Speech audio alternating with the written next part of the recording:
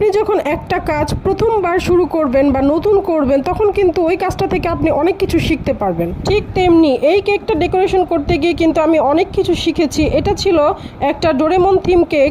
আমি কিন্তু এই কেকটা ডেকোরেশন করতে গিয়ে অনেক এক্সপিরিয়েন্স হয়েছে এবং অনেক অভিজ্ঞতা অর্জন করেছি। অনেকের কাছে হইতে পারে এটা পানির মতো সহজ, কিন্তু যেহেতু আমি প্রথমবার করছি সেহেতু আমার কাছে একটু কঠিন মনে হয়েছিল, কিন্তু যখন করে ফেলেছি তখন মনে হয়েছিল যে এরপর থেকে আমি একদম 5 মিনিটেই মনে হয় এটার ডেকোরেশন করা কমপ্লিট হয়ে যাবে, এতটা সহজ মনে হয়েছিল। এই জন্যই প্রথম যে কাজটা করবেন সেটা দেখে ভয় পাবেন না, সাহস করে শুরু করবেন, দেখবেন আপনিও খুব সুন্দর করতে পারতেছেন। কিন্তু এই ডোরেমন থিম কেকটা প্রথমে একটু ড্র করে নিয়েছি, সেই জন্য আমার কাছে ডেকোরেশন করতে খুবই সহজ লাগতেছিল এবং আমার ডেকোরেশনটা কিন্তু খুব তাড়াতাড়ি হয়ে গেছে। সেই জন্য আপনারা যখন কোনো থিম কেক ডেকোরেশন করা শুরু করবেন একটু ড্র করে নেবেন, তাহলে দেখবেন আপনাদের কাজও কতটা সহজ হয়ে যায় এবং কতটা সুন্দর হয়। এই কেকটা করার অনেক দিন ধরেই আমার ইচ্ছে ছিল যে যদি কোনো অর্ডার আসে আমি এই কেকটা করব, কিন্তু অর্ডার পাচ্ছিলাম না। হঠাৎ যখন একটা আপু আমাকে বলে যে আপনি আপনার নিজের মতো একটা কেক বানিয়ে দেবেন আমার ছেলে বাবুর জন্য, তখন আমার মাথায় এই কেকটার ডিজাইন চলে আসলো যে আরে এই কেকটা তো আমি করতে চেয়েছিলাম অনেক দিন ধরেই, তাই এই সুযোগটা আর মিস করলাম না, একদম কাজে লাগিয়ে দিলাম। একরকম সুযোগের সদ্ব্যবহার বলতে পারেন।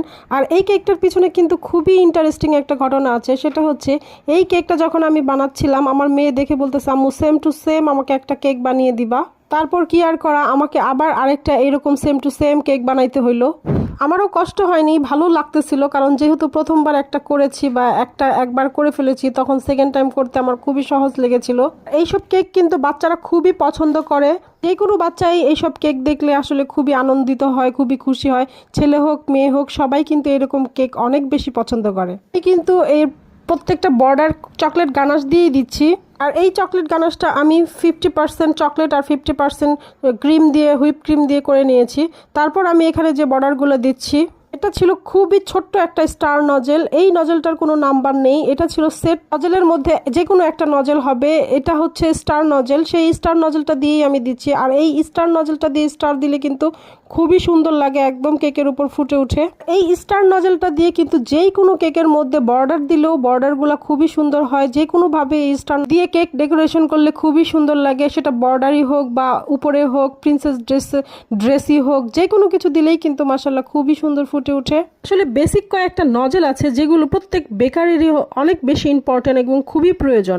এই নজেলগুলো দিয়ে যদি আপনারা প্র্যাকটিস করেন বা বাসায় যারা নতুন আছেন কাজ করেন, তারা কিন্তু খুব সহজে কেক ডেকোরেশনটা শিখে ফেলতে পারবেন। সেটা হচ্ছে 1M nozzle, 2D nozzle, star nozzle, leaf nozzle, তারপর হচ্ছে 6B নজেল, এরকম কয়েকটা কমন নজেল আছে, মানে জাতীয় নজেল বলে যেগুলাকে।